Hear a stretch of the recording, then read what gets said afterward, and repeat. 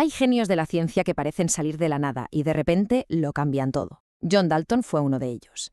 Pero a ver, ¿un genio nace o se hace? Para intentar entenderlo, vamos a meternos de lleno en los orígenes de Dalton, para descubrir cómo un entorno y una educación muy particulares prepararon el terreno para una auténtica revolución científica.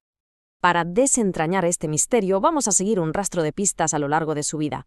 Empezaremos viendo sus comienzos, que son de lo más inesperados. Luego exploraremos la fe que moldeó su forma de pensar. Seremos testigos de su increíble precocidad, que es algo alucinante. Le seguiremos en su viaje a la capital industrial de Inglaterra y finalmente veremos cómo era el panorama científico que, sin saberlo, le estaba esperando para que él lo pusiera todo patas arriba. Venga, pues vamos al lío. Empecemos por el principio. Porque la historia de Dalton, en realidad, arranca con una pregunta enorme. Es que esta es la cuestión central, ¿no? No estamos hablando de alguien que viniera de una familia de académicos con dinero. Para nada. Hablamos de una persona con unos orígenes de lo más humildes. Entonces, ¿cómo se da ese salto? ¿Cómo se pasa de un taller de tejido a entrar en los libros de historia de la ciencia? Su mundo era Eaglesfield, un pueblecito en una zona preciosa, sí, pero muy remota del noroeste de Inglaterra. Su padre, Joseph, era tejedor, y la familia vivía con lo justo, sin grandes lujos ni propiedades. Era un entorno definido por el trabajo manual y la fe, no por los laboratorios o las grandes bibliotecas. Y esa fe, ojo, porque esa fe es la primera pieza clave de nuestro puzzle. Para entender a Dalton es absolutamente imprescindible entender a los cuáqueros. A ver, los cuáqueros, o la Sociedad Religiosa de los Amigos, eran un grupo que iba por libre. Fundados por George Fox, creían en una conexión directa con Dios, sin necesidad de la jerarquía de la Iglesia tradicional. Por cierto, el nombre cuáquero, que viene del inglés quake, o sea temblar, surgió como una burla en un juicio, cuando un juez les dijo que temblaran ante la palabra del Señor. Pero aquí está la clave de todo. Estos no eran solo valores religiosos, es que eran el entrenamiento perfecto para un científico. Una vida sencilla te obliga a observar con atención. La honestidad te exige ser riguroso buscando la verdad.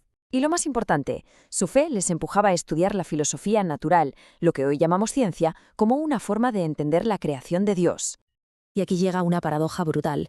Como eran disidentes del anglicanismo, tenían prohibido pisar las grandes universidades como Oxford o Cambridge. ¿El resultado? Pues en lugar de rendirse, crearon su propio sistema educativo, y resulta que era excelente.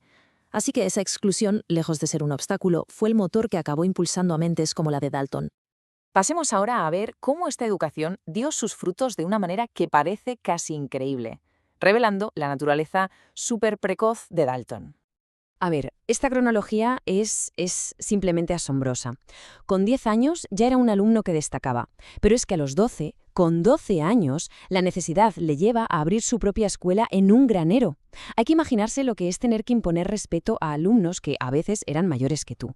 A los 15 ya era profe con su hermano y a los 19 compran la escuela, una madurez casi de otro planeta. Pero su educación no se quedó solo en las aulas. Su curiosidad fue alimentada por dos figuras extraordinarias. Por un lado, Elihu Robinson, un cuáquero local muy influyente que le metió en vena la pasión por la meteorología. Y por otro, John Goff, un genio local que, a pesar de ser ciego, dominaba las ciencias y las lenguas. Y esta cita del propio Dalton lo dice todo sobre la genialidad de Goff. Dalton estaba alucinado con su mentor, un hombre que veía el mundo natural con una precisión increíble a través de sus otros sentidos. Esta influencia le enseñó a observar y a clasificar el mundo de una forma súper profunda y metódica. Claro, con esta base intelectual tan sólida, las ambiciones de Dalton empezaron a crecer. Los pequeños pueblos de Cumberland se le quedaban pequeños. Vamos a ver ahora cómo esto le llevó a un escenario completamente nuevo. Allá por 1790, Dalton sentía que la enseñanza ya no era suficiente para él. Quería ser médico o abogado, profesiones con más prestigio. Así que escribió a sus mentores y a su tío en Londres buscando apoyo, pero la respuesta de todos fue unánime. Fue un jarro de agua fría. Le dijeron que, con su situación económica, era imposible, que aspirase a algo más modesto. Pero bueno, a veces lo que parece un revés es en realidad un golpe de suerte. 3 años después, se le presentó la oportunidad perfecta. Una nueva academia para disidentes en Manchester necesitaba un profesor. Y Manchester no era cualquier ciudad, ¿eh? Era el corazón vibrante de la revolución industrial, un auténtico hervidero de ideas, de industria y de innovación. Y en Manchester encontró su plataforma. Su ingreso en la Lytham Field, como se la conocía, fue el punto de inflexión de su carrera. Esta sociedad era el centro intelectual de la ciudad. Por fin, el hijo del tejedor de un pueblo remoto tenía un escenario donde las mentes más brillantes de la época iban a escucharle. Dalton no llegó a Manchester en un vacío científico, ni mucho menos. Al contrario, aterrizó justo en el momento en que la química estaba a punto de explotar. La ciencia, literalmente, estaba en el aire. La propia revolución industrial, con sus máquinas de vapor y sus procesos químicos, había convertido el estudio de los gases en una necesidad práctica. Entender cómo se comportaban, de qué estaban hechos, era fundamental. El escenario estaba preparado para que alguien diera un golpe sobre la mesa. Ya había varios gigantes que habían hecho descubrimientos clave.